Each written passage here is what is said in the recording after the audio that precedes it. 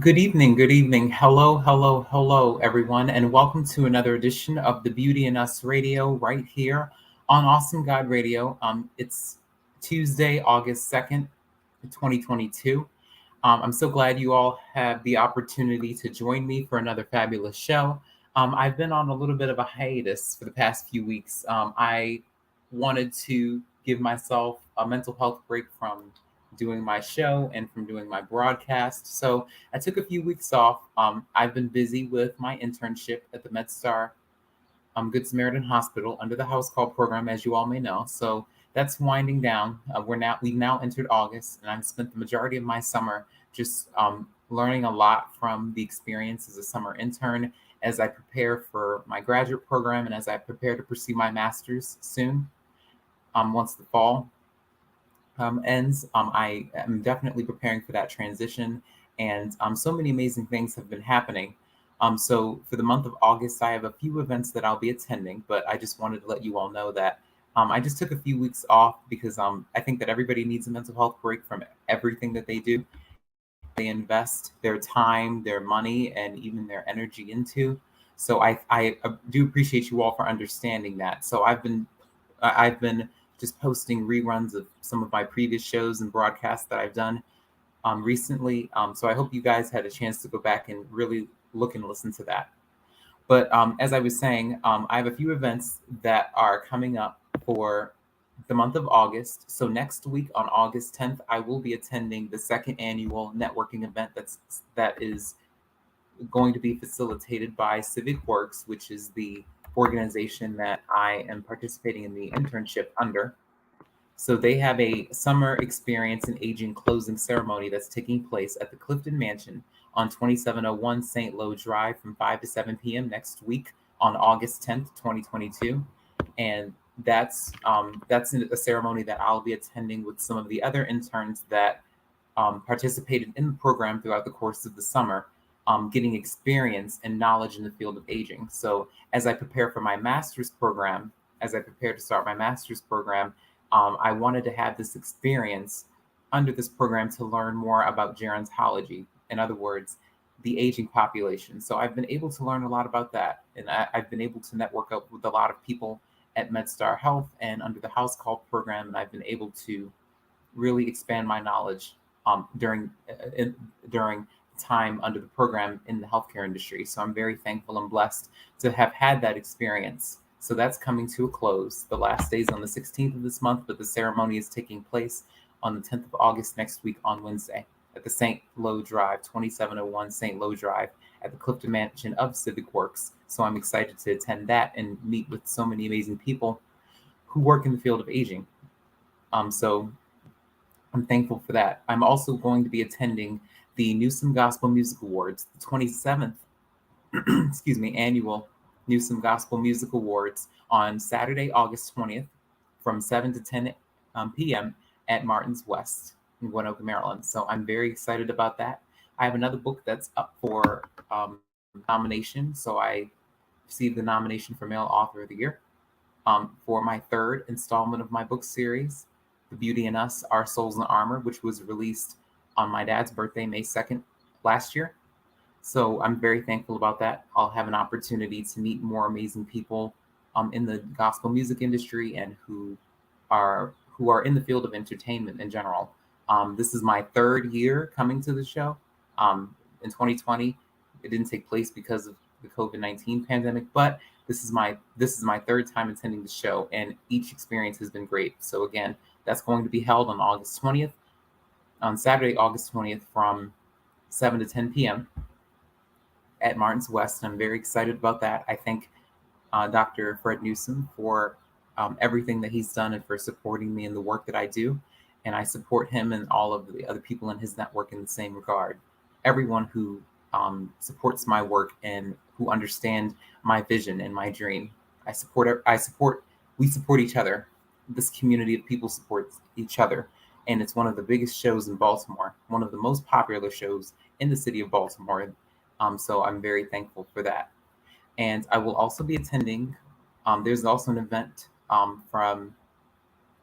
it's going to be held on August 21st, Sunday, August 21st. I still have to get in touch with him, but Mr. David Marshall with Journey to Josiah. He has an event that's supposed to take place on August 21st. And the event, let's see, just to make sure I'm right.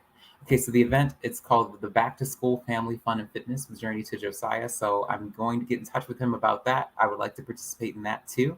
I know the kids are going back to school soon, so this will be a great way to get back into the swing of things. I know that summer unfortunately is almost over, but we've all had a chance to really, I hope you all have had the chance to really enjoy our time this summer. It's been a great summer. I think that a lot of people had a chance to travel more and to spend more time with their families. And I think that a lot of people were waiting to, go and travel and go where they wanted to go and be with who they wanted to be with. The pandemic has had us under a lockdown for a while, but it didn't stop us. So I'm thankful that everyone has had an opportunity to take advantage of the summer, enjoy this warm weather, enjoy the atmosphere. I hope you all are feeling good and looking good too. So I'm very thankful about that. So our guest this evening, he's supposed to hop on in about 10 minutes, is Mr. Jordan Davis, a public speaker, motivational speaker, Mr. Jordan Davis. Now, Mr. Jordan has appeared on our show, on this show before, and he's talked to us about the work that he does as a motivational speaker. But you all, if just in case you all don't remember, I shared with you all, Mr. Jordan Davis and I grew up in school together. We attended the same elementary, middle school. And so we've known each other for a very long time, and we've had the privilege and honor of watching each other grow, as young adults. And we are going to be having a conversation this evening about what we discussed last time. And this broadcast is called The Beauty in Us Radio, The Beauty in Becoming a Man. So we're going to have that discussion this evening in about 8 to 9 minutes when he hops on so that we can talk about that again. This is going to be like a part 2 from our discussion last time. So we are going to definitely dive deep into that discussion. So Mr. Jordan, just in case you all don't remember, Mr. Jordan Davis is a professional public speaker on inclusive education, effective communication strategies, and youth empowerment and well-being. So right now, he serves as the project coordinator for the Center in New Designs and Learning and Scholarship at Georgetown University. And he organizes efforts to infuse topics of well-being into college course curricula. So what that essentially means is that as he's studying for his master's program on a part-time basis, he's working as a project coordinator behind the scenes in the classroom for the students at Georgetown University. So the last time we spoke to Mr. Jordan, he was attending McDaniel College, and he was pursuing communications. So he's since graduated. He's since gotten his undergraduate degree, his bachelor's degree in that area of expertise, but now he's studying for his master's program. And as I prepare for my master's program, and as I study for applied sociology with both certificate programs in the nonprofit sector and in applied research methods, he is going to be in the classroom working on a full-time basis as a project coordinator for Georgetown. So again, both of us have had the opportunity to grow together and learn together. So when we talk about the subject of becoming a man, we are going to be very open and transparent about many of our struggles in terms of us getting to where we want to be, building our careers, establishing our foundations, building our legacies, which is essentially one of the most important topics for this evening. I have a list of questions and I have a list of things that I do want to share and that I do want to ask him. And again, this is going to be a really riveting discussion about manhood and about boyhood and all of the above. So I hope you all have an opportunity to really sit back and enjoy the show. And if you did not get a chance to watch our last show, you can definitely look that up in all of the social media platforms that are available. YouTube, Twitter, Facebook, Instagram, you name it. It's on there. So the last broadcast was called Black Boy Psychology with Mr. Jordan Davis. But this broadcast, again, is called The Beauty in Us Radio, The Beauty in Becoming a Man. So I hope you all enjoy it. So when we think about manhood, or when we think about what it means to become a man as you grow and as you mature, we have to think about what that really means. So I know that there are a lot of stigmas that surround the meaning of what it means, the meaning of manhood, or what it means to actually be a man, or what it means to identify as a boy first.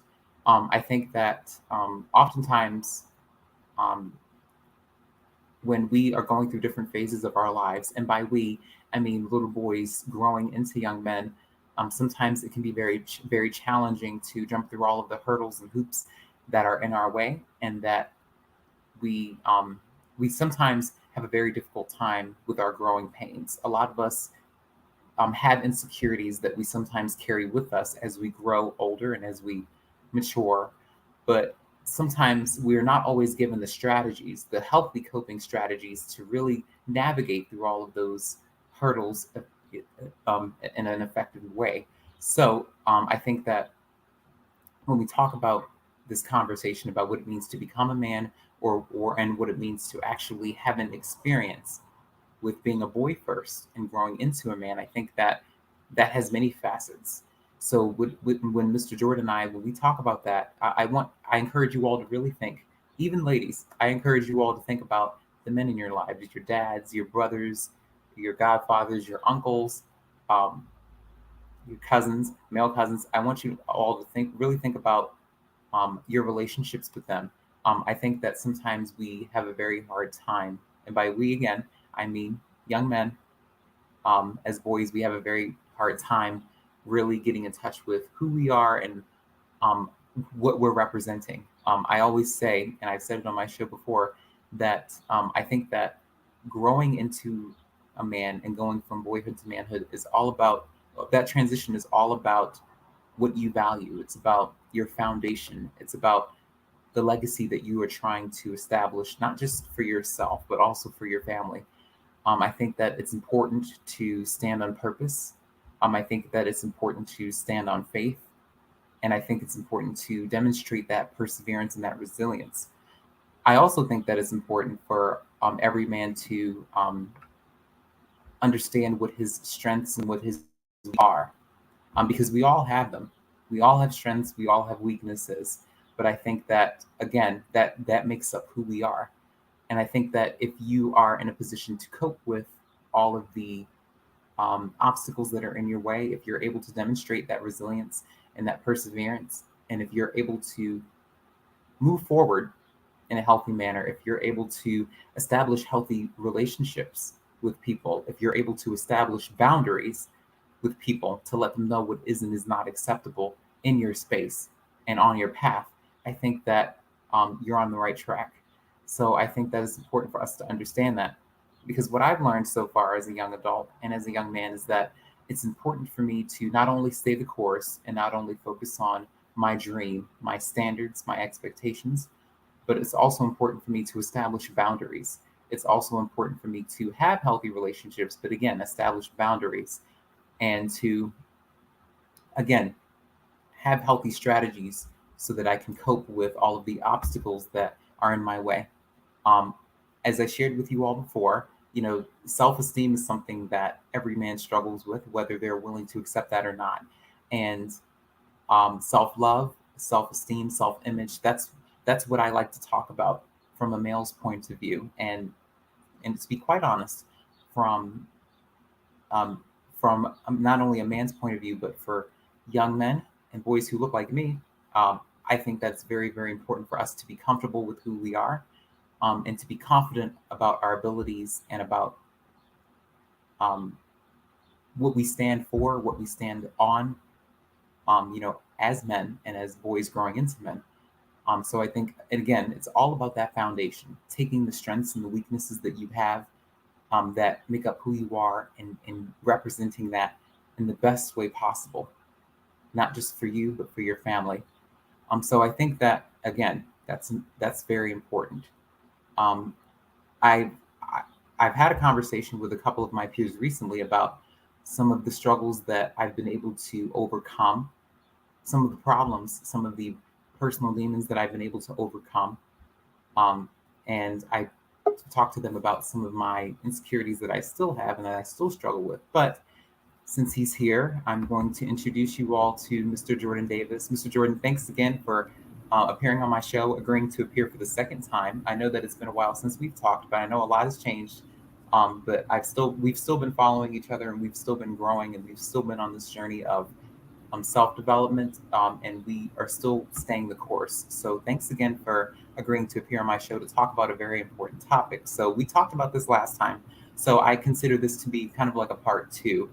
So could you tell us a little bit about yourself for the new listeners? Could you tell us a little bit about yourself and about what you do and how you got to where you are now?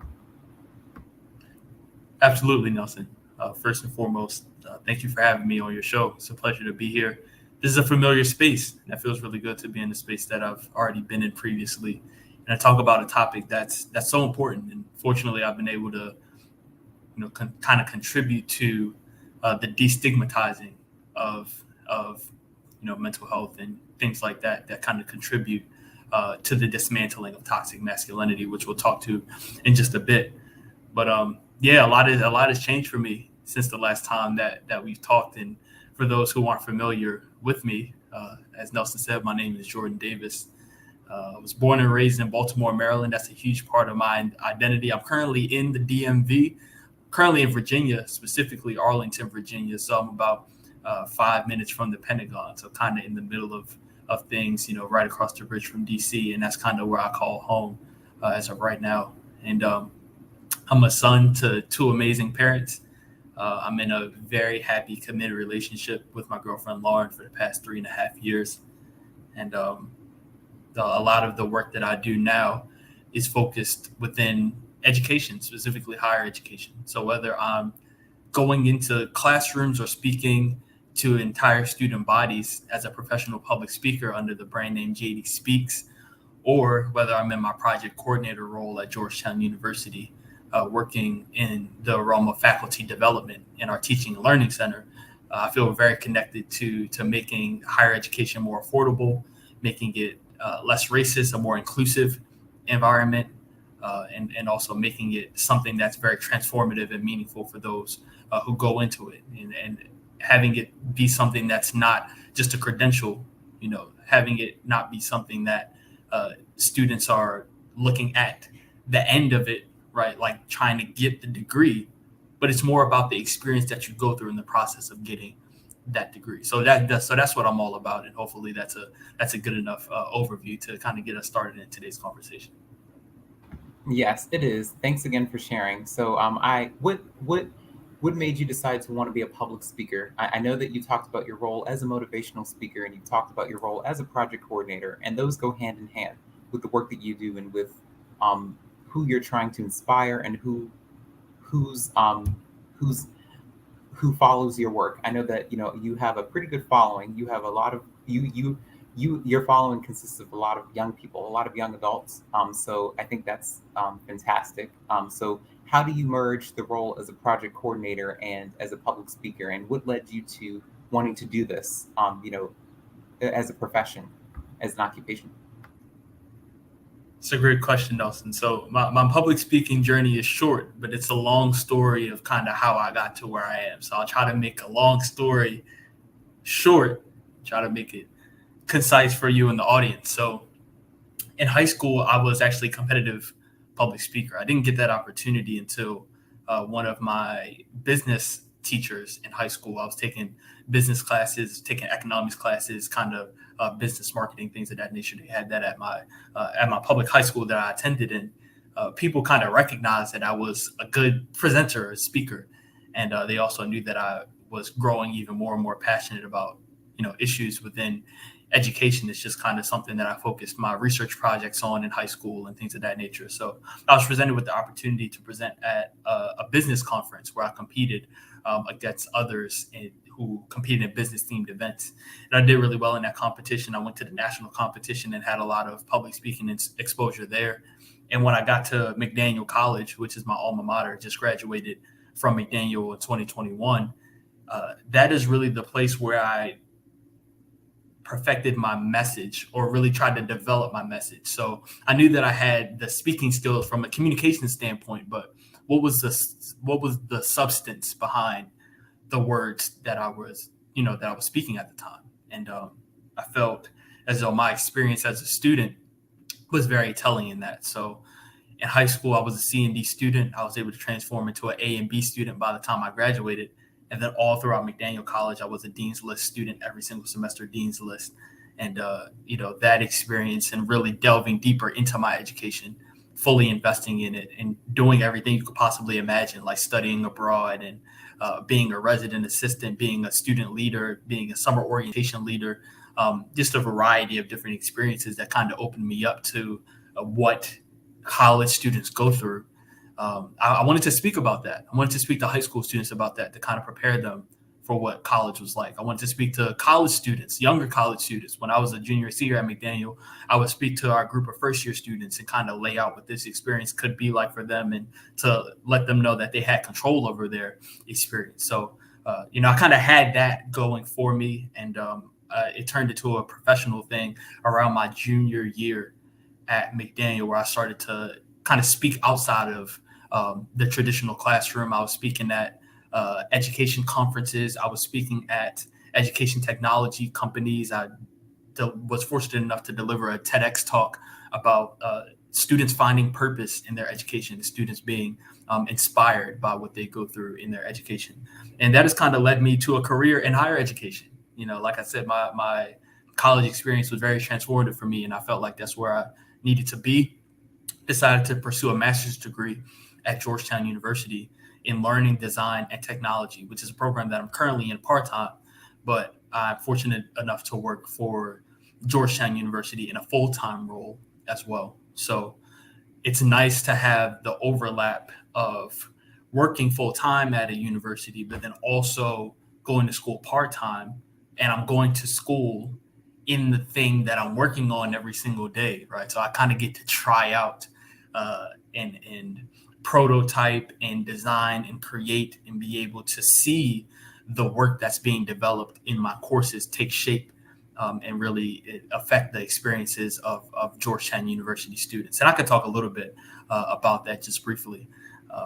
Nelson and I were on an earlier call, and he was asking me whether I was a teacher at all in what I do. And I said, no, I'm not a teacher. I see that in my professional future, but that is not my current role. So my current role is at the Center for New Designs in Learning and Scholarship at Georgetown University. It's an acronym, we call it CANDLE, so CNDLS. And it's essentially our teaching and learning center. So institutions of higher education in the US, specifically the larger ones and the ones that are well funded, have teaching and learning centers where faculty can go to for personal development. They can go to teaching and learning centers to help to receive help in building their courses and building their programs.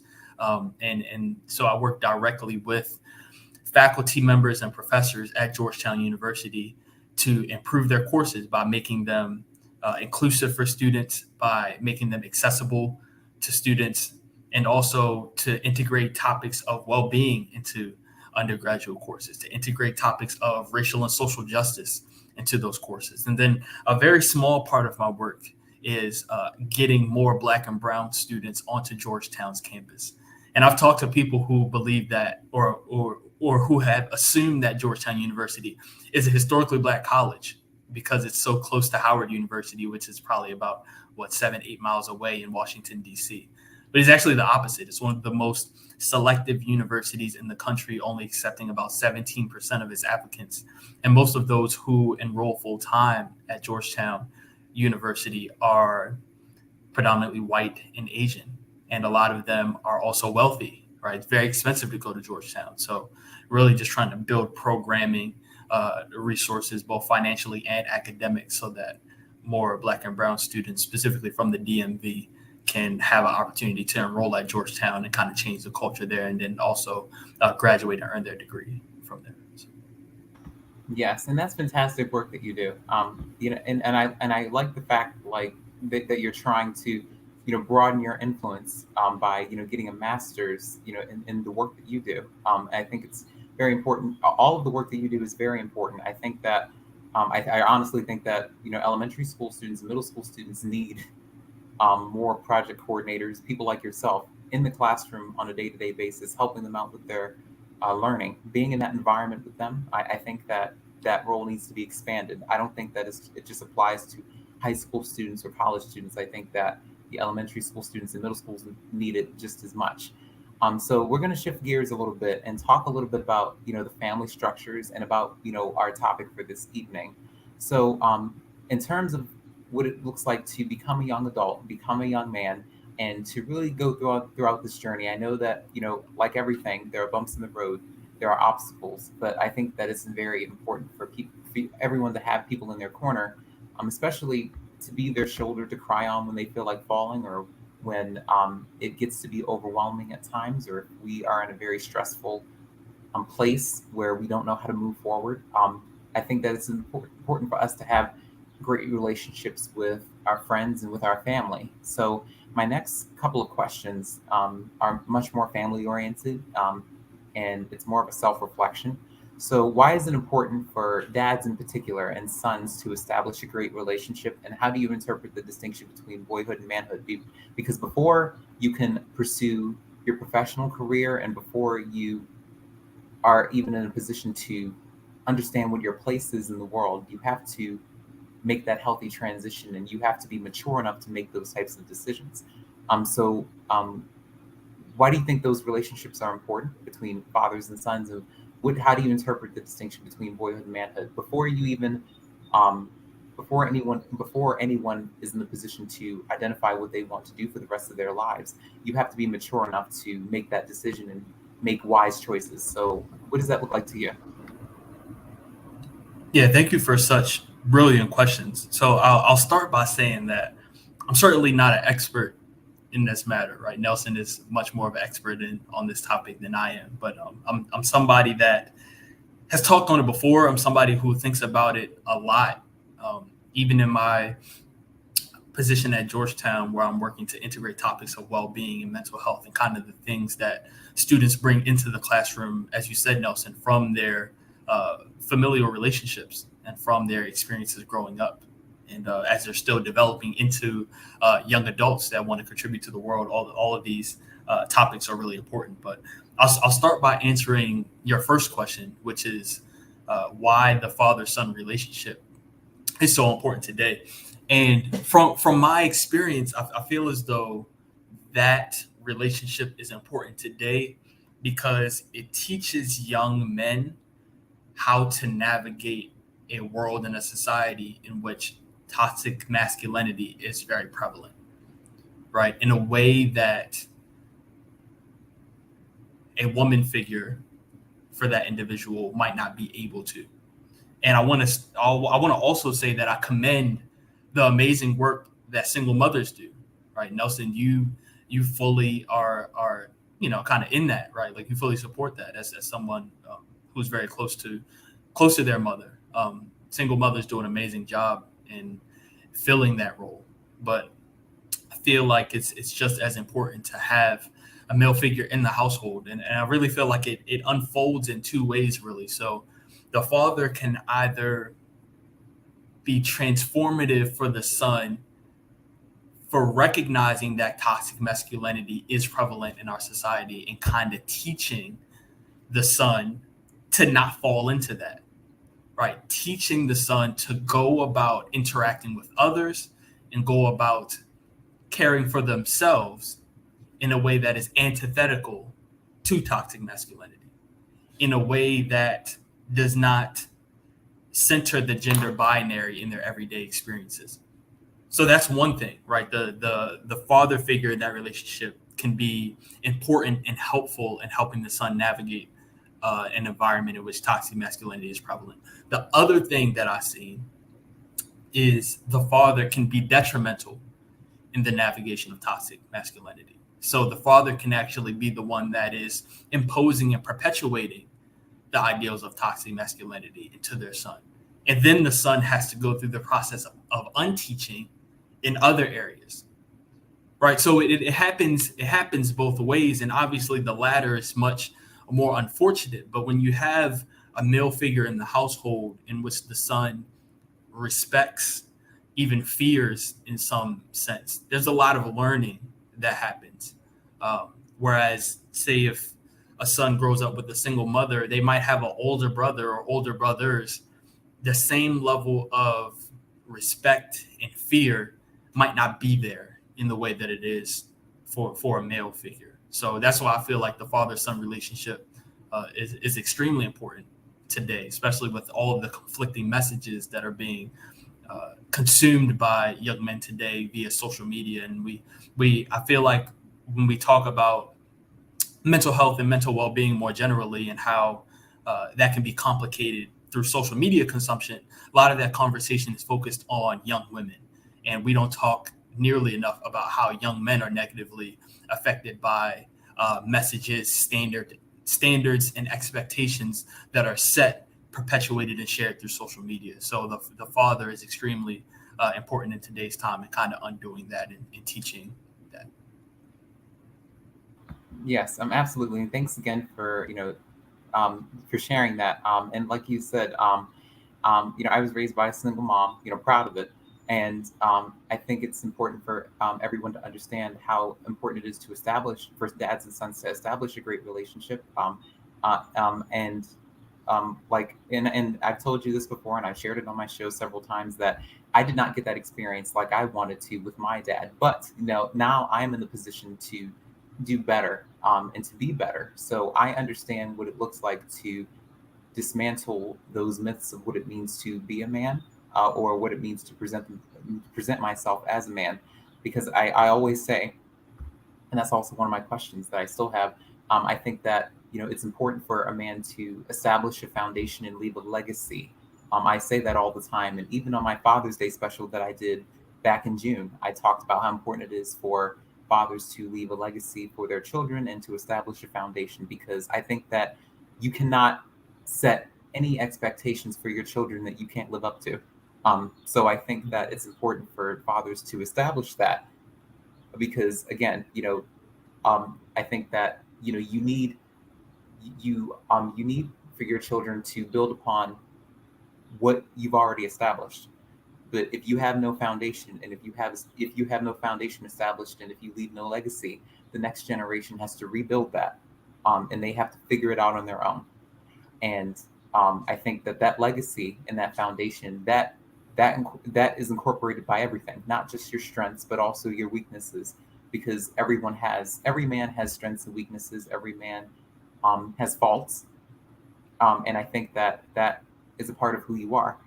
So I think that when we talk about the relationships between dads and sons, I acknowledge the boys and the young men who did not grow up with that father figure in the household, but I also acknowledge the young men and boys who do. But I think that it's all the same in terms of what it looks like to really establish that foundation and to really put those pieces together in order to make something great. So I think that is important for everyone to understand. I think that it's important for dads to understand that it's important to leave a legacy and to build a foundation. If you can't build a foundation, and if you can't leave a legacy, you can't have any expectations for your children that you can't have for yourself.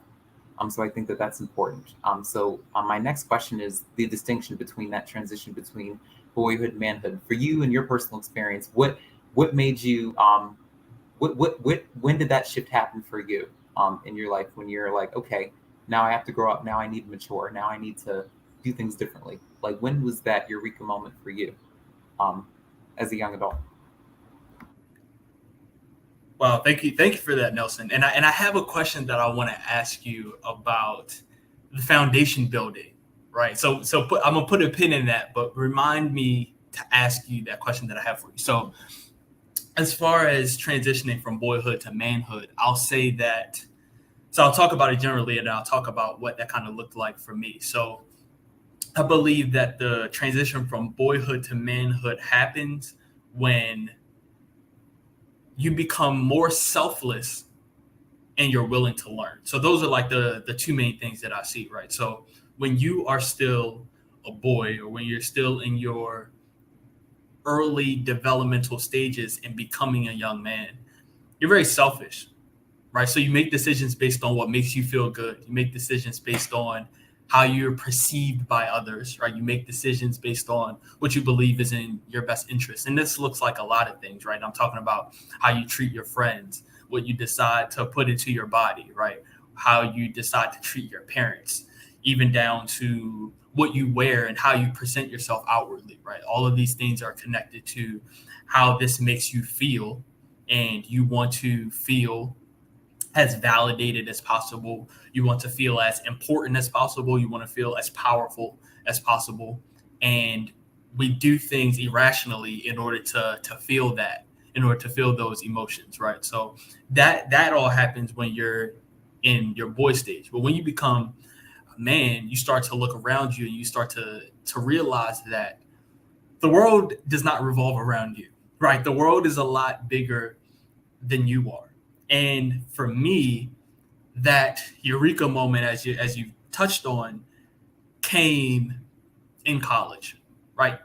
Probably right around the midpoint of my 4-year career in college, where I really started to look at how I was treating other people, specifically women, how I would treat the young women who were my classmates, who were my colleagues, who were my friends and individuals that I spent time with on campus, and started to be a lot more critical and vigilant of that. I feel like that realization came from a lot of different sources. So around that time is where I met Lauren, right, who I've been with, as I mentioned earlier, for 3.5 years. And it's been so, I would not be the person that I am today without her, obviously. And the beautiful relationship that we've cultivated together almost immediately upon meeting each other was transformative in the way that I treated, other women. And another thing too is when I started to seek mental health counseling at McDaniel College. So I would say the fall semester of my sophomore year, so around October, November of 2018, was a very challenging time for me, a time where I decided to quit playing organized college football, which I had never, I played football from age 10 to age 18, 19. Right. So I didn't know what that looked like for me. I didn't know how to redefine myself. I didn't know how I associated myself once I disassociated myself from football. So really trying to learn that. And I really needed some counseling in order to figure that out and to figure out who I wanted to become, figure out, how I wanted to comport myself. So those two things combined is really what helped me transform into a young man, and then other experiences that followed, right? Like studying abroad, being in a foreign country as a young adult, not being as familiar with the language, like just a really humbling experience being in a country where I am not the center of attention, right? Being in a country where I have to almost assimilate with how people get down over there, right? Like I don't have a car. I have to learn the public transportation. I have to learn the language. I have to learn just the cultural environment and get a feel for how people interact with each other. Like just being fully in a learning posture kind of helped me develop into a man. And again, kind of decentering myself from my own universe.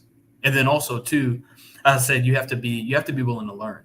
And what I find in today's society is that social media has made it to where once we take a stance on something, we can't take it back, or we can't change our minds about things. So I feel like our views on the pandemic and being vaccinated is a big example of this, right? So even say, for example, and I'm not going to use just somebody, right? Say if it's me, right? So say, for example, if I was an anti-vaxxer, which I'm not, I'm fully vaccinated and boosted. But say if I was an anti-vaxxer and I was an anti-vaxxer for the first 6 months of the pandemic. Like, this is way too early. I don't believe in this. There's not enough science behind it. And the more that I read, the more that I see death, the more that I see people go through this firsthand in my family, in my friendships, whatever it may be, I start to change my mind a little bit. I start to look more into it, and I actually changed my mind. And I'm like, man, this might be a good idea, right? But I've spent the past 6 months on my social media on a weekly basis, some people even on a daily basis in some months, talking about how the vaccine it's not it, right? It's not something I want to do. And now I've changed my mind on it, and it's something that I want to do, but I've already built this brand about myself. Brands are so important today to where you can't grow, you can't develop, right? You can't change your mind. You have to have a stance, and you have to stick to that and be consistent with it. And I believe that is one of our greatest detriments today is that we learn in private. We'll change our mind in private, but we won't show that process of learning and developing in the public. And that's something that a man is up to doing. That is something that any decent, mature adult is willing to do, regardless of gender. But I think specifically for men, it's even harder because of toxic masculinity, because we have to display this power, because we have to display this level of intelligence and intellectual ability that we can't change. And I even think being willing to tell people that you're learning and that you don't know and that you still need to figure it out. And that, yeah, I thought that 3 months ago, but now I think this, or I have more questions about that. Taking that stance is more intelligent, is more intellectual. And I think it supports the notion that we still have a lot to learn. So those are the two things for me. When you transition from boyhood to manhood, there's a decentering of yourself from your own universe, right? Learning that your emotions almost come secondary to those around you. And there's boundaries for that, right? Like, you still need to care for yourself. You still need to know what your boundaries are. But at the same time, you interact with people every single day, right? And the way that you deal with your emotions and deal with your feelings is reflected upon that. It affects that. So that's one thing. And then the other thing is just being willing to learn and being able to share that process with others. Yes, those were great examples, and I like your examples, and I like how you were able to explain that clearly, to the audience and to the listeners. I think that it's very important for well, I know for me, from my experience, I think that transition happened when I graduated from high school and when I started college. I think that I've learned a lot in the process. I think that one of the most important things I learned was how to create boundaries with people in college and once I graduated from high school, and how important it is to not only create boundaries, but to let people know what is and is not acceptable. So I think that if you love yourself enough and if you're mature enough, you are able to tell someone what they're doing or what they are saying is not appropriate or is not appropriate. So I think that I've been able to let go of unhealthy relationships, but make room for new ones. Even in my therapy sessions now, I think that I've gotten over the hurdle of loving myself unconditionally, because self-esteem is something that I struggled with for such a long time. And I think that once I graduated from high school and once I entered into college, especially during my later years in college, I've been able to get past those youthful insecurities that I had about loving myself unconditionally and being so critical about everything that I do and with who I am, that I've been able to establish boundaries. So I've been able to let people know what is and is not acceptable. And I think that that's a form of self-love when you're able to do that. I think that it takes a mature person and a person who loves and cares about themselves to tell people when they're wrong or when what they're doing or what they're saying is not acceptable. But now I think that my biggest challenge now is allowing myself to be loved by others because of the hurt that I've experienced from people in the past.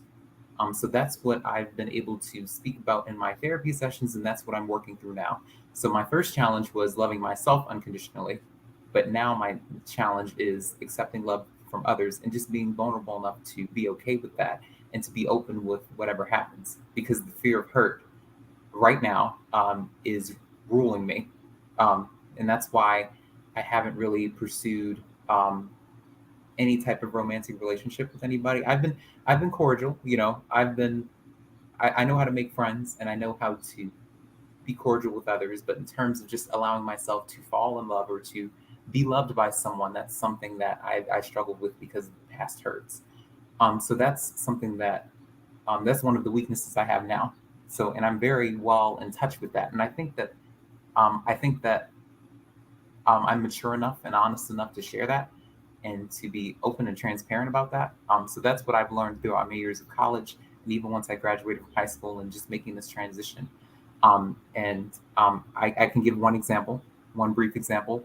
I had shared with one of my relatives about the fact that I wanted to grow my family through adoption. I've shared that with you, and I've shared that with the listeners. I want a baby boy and a baby girl specifically, and I wanted to start that process in the next few years. I've been networking with people who have gone through the experience, attorneys, social workers, agencies. I've been really building my network, and I've been using the resources to my advantage. So I shared this with one of my relatives, and he didn't support it at all. And when you talked about, being very childish and just providing a response that a boy gives, in terms of being selfish, um, his response was like very self-centered. He, instead of saying, congratulations, I'm very happy for you, I support you 100%, I'll be there for you.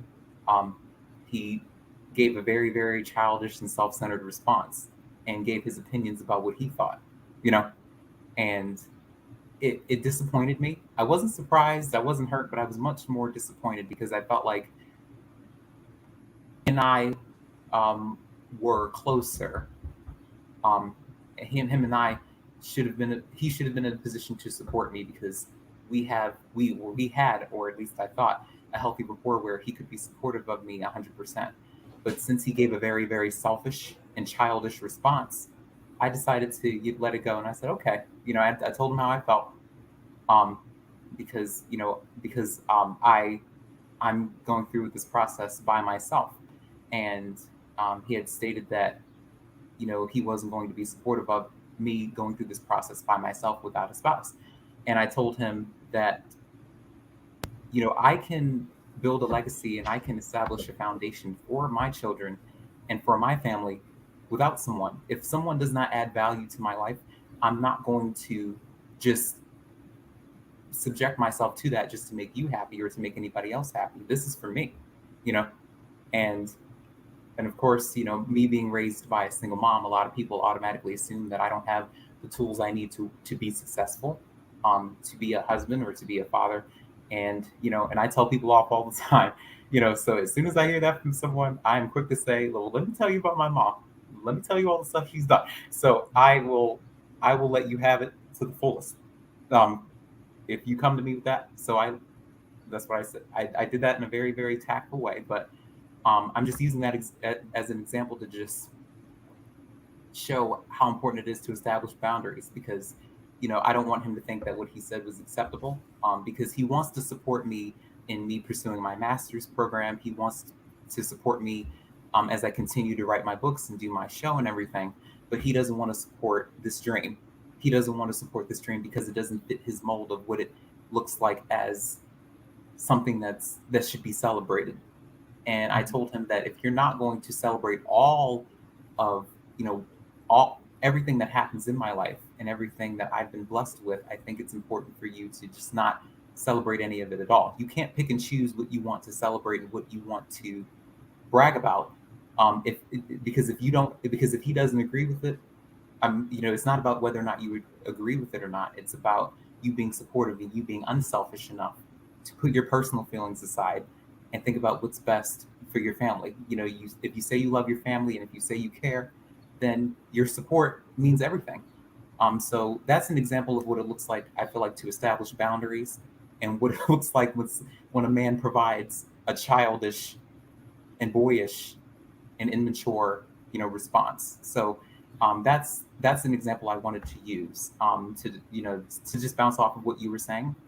So that's what I wanted to share. And that's Yeah, real quick before you move on, I just want to say first congratulations for your growth in the department of self-love, and then also being able to accept love from others. Like most men don't discover that until their late 20s, 30s, late 30s, 40s, you know what I'm saying? So to experience that kind of revelation early on, it's just super powerful, right? And like I can even tell that from how you're speaking about your experiences, that you're very confident in, and how you love yourself, how you're taking care of yourself, and then also, like you said, how you're dealing with pushback from others. Yeah, like extremely selfish. We have to be able to overlook that. And there's a beautiful quote by I believe her name is Ijoma Ulowu, and she's a black author, and she says that and she says this quote within the context of racism, but it also applies to just controversial not even necessarily controversial, but things that we might disagree with that other people do, is that whatever discomfort you feel with how somebody else is doing what they do, it'll never amount to the discomfort that that person feels having to deal with that, right? So whatever discomfort that your family member had about your plans for adopting a family, it'll never amount to the discomfort that you felt when he told you that, and like how you had to process that on the fly, like how you had to deal with that. So again, we can't be selfish, man. We have to be selfless, and we have to, as you said so beautifully, support each other through everything, really, and be willing to learn about each other's experiences, right? It's not just a matter of saying, "Oh, that's great, congratulations," and move on. You know, you want to, if you have more questions about it, or if you are hesitant about it, ask and learn more. Again, being in that learning posture, and maybe if he knew more about the process, or maybe if he wanted to know about your motivations for doing it, he wouldn't have such a strong stance on it if he knew more information. So being open to that kind of conversation as well is also important. Yes, absolutely. And thanks again. I appreciate you for sharing everything that you just shared. My next question, I know that you had wanted to ask me something earlier in the show.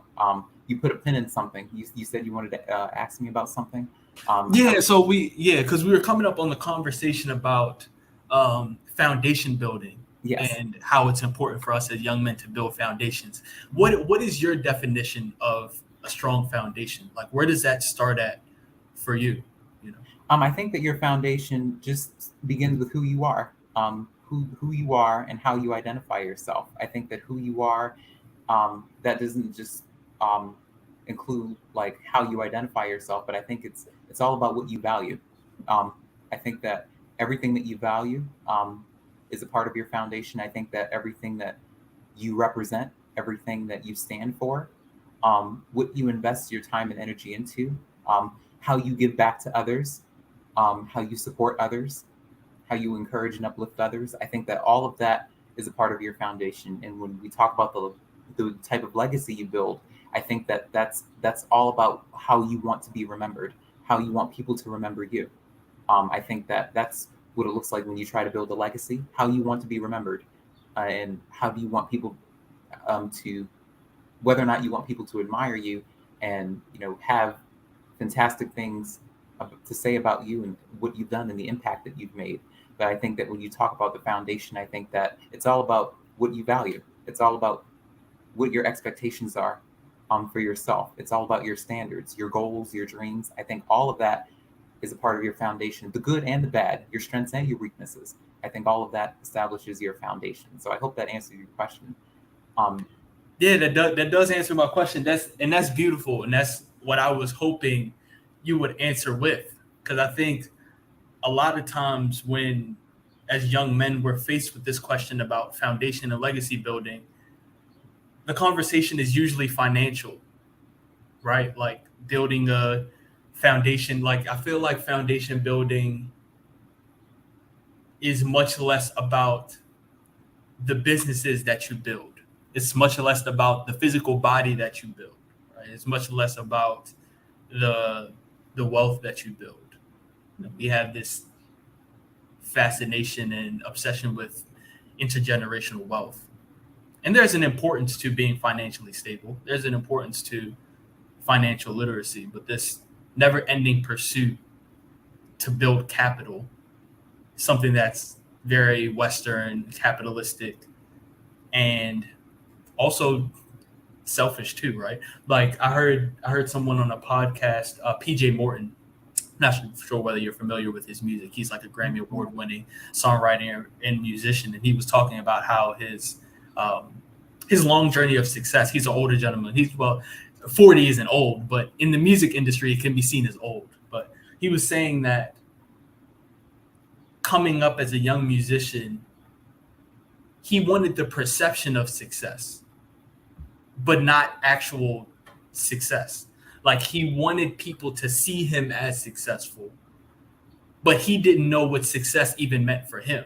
Like, he wanted people to see him as like the industry example of success, but didn't know what success looked like for him. And I think for most people, if you were to really dig deep, if you were to really have like several sessions and conversations and just asking the right questions for people, people's definition of success would be personal fulfillment, will be goal setting, will be emotional intelligence, understanding their own emotions and how they feel, what makes them happy, what makes them sad, what makes them confused, things of that nature. Like building a foundation and a legacy through that is much more important than any financial, materialistic foundation that you build for your heirs. Yes, absolutely. Absolutely. So we're going to wrap up the show. My last question is my last two questions are, where do you see yourself 5 to 10 years from now? And if you had any last words for the listeners in terms of how they can reach out to you and find you if they have more questions about the work that you do, or if they want you to speak at their engagement. Yeah, thank you for asking. So 5 years from now and 10 years from now, both of those are different. It's like 5 years is a long time, but it's also not a long time. And 10 years is a long time, but it's also not a long time, if you know what I'm saying. So 5 years from now, well, I'll stick within the range, right? I'll stick within the range. So 5 to 10 years from now, I see myself, I feel like, in 3 different positions. So I see myself married within that 5 to 10 years, somewhere around there, right? To my longtime girlfriend, Lauren. Hey, loves, if you're watching. So I see myself married. I see myself teaching in some capacity, right? So whether it's teaching in a formal classroom, whether it's teaching faculty and teaching other educators how to do what they do, whether it's teaching through continuing the public speaking that I do, I feel like that is also a form of teaching. I see myself continuing to teach and educate and inspire others. And I feel like my connection and my draw to higher ed will ultimately lead me to some sort of formal teaching position. I don't know whether that comes in 10 years, 20 years, or 30 years, but I do see myself teaching 5 to 10 years from now. And then lastly, I just see myself happy and less restless. I'm very restless right now, and I'm happy. I am happy. I'm in a happy relationship. I like the work that I do. I really enjoy the work that I do. I see that it's meaningful. I love my living situation right now, but I'm also restless, right? I'm also somebody who is an overachiever and is actively trying to not be an overachiever every second of my life. And that's hard. That's really hard. It's hard because I achieved so much at McDaniel, and I hold myself to that standard now as a master's degree student. You see this gnat fly across the screen. So sorry. But yeah, so I see myself being less restless. Like I feel like in 5 to 10 years, I'll be living with my significant other. I have my life a little more planned out. Hopefully I'll be a little bit more settled into my career. Like I just started my full-time position, 2.5 months ago, right? So I'm still settling into that, still trying to understand all that my work entails. And there's also really big problems in the world that I want to help solve. And I saw somebody post on their Instagram story recently about what their dream job would be. I don't believe in the idea of a dream job. I believe in the fact that there will always be problems that need to be solved. And I do not have to sentence my life to solving one problem for the rest of my life. And I feel as though at any given point, I could be trying to solve 10 problems at once. I can be working on trying to solve one problem for several years. That's kind of this idea that your career, you have to know exactly what you want to do 5 to 10 years from now. You have to know exactly what you're going to do for your long-term career. I feel like it's kind of a myth, and it puts people in a box. And we talk about my speaking journey. I've spoken about racial and social justice within the higher education system. I've spoken about personal and professional development for young adolescents, specifically high school students. I've spoken to audiences ranging from middle school students for the TED Talk that I did to just last week I spoke at the DC jail as a part of Georgetown's Prison and Justice program to deliver a public speaking workshop and kind of develop communications skills for those who are incarcerated. So I'm forever always going to expand as I learn more. And it's back to my point that I made earlier about being willing to learn. So I speak about a variety of things. Like I said, I speak about social justice and how to undo systems of racism. I have a specialty in that in the education space, but I'm more than willing to talk about it in other spaces too. I talk about communication strategy. I talk about public speaking. I will teach you how to be a better public speaker and presenter and educator. And I also speak about professional development. All right. So if any of those topics are things that you're involved in, are things that you're actively working toward, if you have a group that works on any of those three things, then I might be the person for you. You can feel free to reach out at www.jdspeaks. Do I even need to say that anymore? I feel like that's an old thing, right? The WW thing. All right, I need to stop saying that. So if you just go to jdspeaks.com, you'll find some of my content. You'll find where to book me. You can also follow me on Instagram at JD Speaks on Instagram. And I'd be more than happy to talk in the chat. And you can invite me on your podcast just like Nelson was gracious and kind enough to do for me. So. Yes, thanks again for appearing on my show and talking about your experience for the second time. I'm going to let you go and I'll close out the show, but thanks again for your time. We all appreciate it, and this was a really, really, really great discussion. Thanks so much, Nelson. You take care. And you too. Thanks. So that wraps up another edition of the show. This is the Beauty in Us Radio right here on Awesome God Radio. I'm your host, Nelson E. Brown. Feel free to follow us on Facebook at Awesome God Radio and also on Twitter at Awesome God Radio. You can also follow us on Instagram at Awesome God Radio. You can follow me and reach out to me directly via Instagram, Twitter, LinkedIn, and Facebook at Nelson E. Brown and at Nelson Brown. I'll be more than happy to respond. I hope you guys had a chance to enjoy this awesome discussion that we've had for the second time, and you all are free to go back and look at the previous show and listen to that, and also share this with your family members and friends. So next week on the show, we're having Miss Ashley Esposito. She has secured the slot for the Baltimore City Board of Education during the primary election. She won the primary. She was one of the candidates who won the primary election for the Baltimore City School Board this year, this summer. So she is going to be on our show next week talking about that experience and why she chose to run. And we're going to learn much more about her story. I've been working with her for a while now, for the past couple of months, and I think that she's a phenomenal young lady. I think that she has a lot of great things to share and offer the board for the city of Baltimore and the students who go to school in the city of Baltimore. So she's been working closely with Miss Salima Jasani, who also secured a slot in the primary and who will be joining her in the general election. So they're running together. So they have been able to put together great campaigns. So I'm looking forward to speaking with her. So again, I hope you all enjoy your evening. I thank you all for tuning in. I appreciate each and every one of you. I'm blessed that you took the time to listen to what Jordan and I had to share. So we'll see you all next week. So make an appointment to meet me back here on Tuesday, August 9th, 2022 from 6 to 7 p.m. so that we can speak to Miss Ashley Esposito about her experience and about her story and why she chose to run for the city school board for the community and what is next for her and Miss Salima after the primary and as they head toward the general election in November. So take care. I love you guys, and I'll see you next week.